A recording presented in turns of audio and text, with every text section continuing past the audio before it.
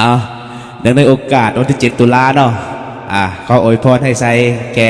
ไอ้เอ้ยน้องสาวครูบ่าวครูทั้ง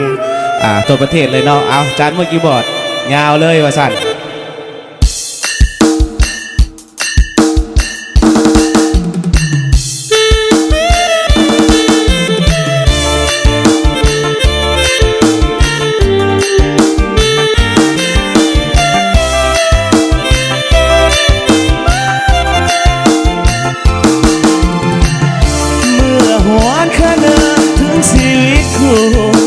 จะหาใครมาเทียมคู่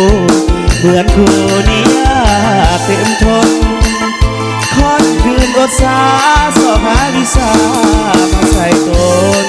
เพื่อความหวังให้เป็นผลสอนสิตนให้สมตั้งใจอีกนานคู่ยังลิ่นล้นทุกอย่างสอบหาวิสาต่างๆเพื่อมาสอนสร้างป่าใสเมื่อยามสิบพ้องเอ๋ยของครูต้องสู้ทนไปก็เคยคิดจะท้อใจหรือเบื่อหน่ายในชีวิตครูหากแม้ผู้ใดที่เคยได้ผ่านชีวิตนั้นแสนทนหา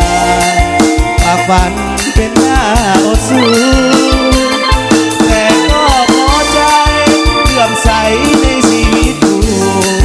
อุทิศจิตใจฝันอยู่เป็นครูสู่อวสาน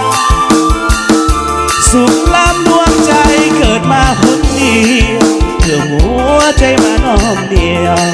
สิ่งเดียวขอปรารถนาเกิดมาเป็นครูเพื่อหวังเสื่อสู้ในคู่อาณาศาสตร์ใดขอปรารถนาขอเกิดมาในชีวิตคู่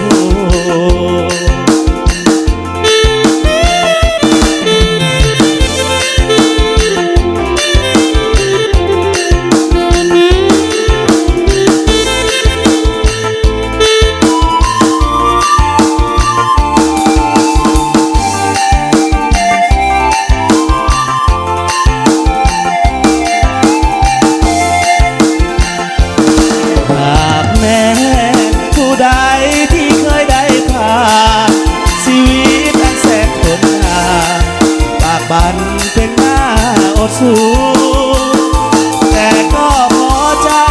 เลื่อมใสในชีวิตคู่อุทิศจิตใจฝันอยู่